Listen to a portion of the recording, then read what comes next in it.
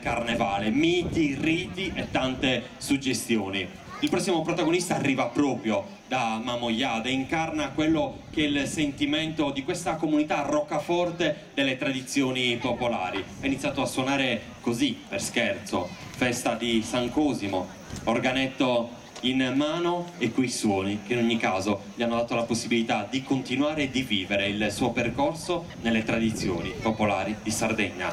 Da Mamoiada l'applauso per Marco Sale.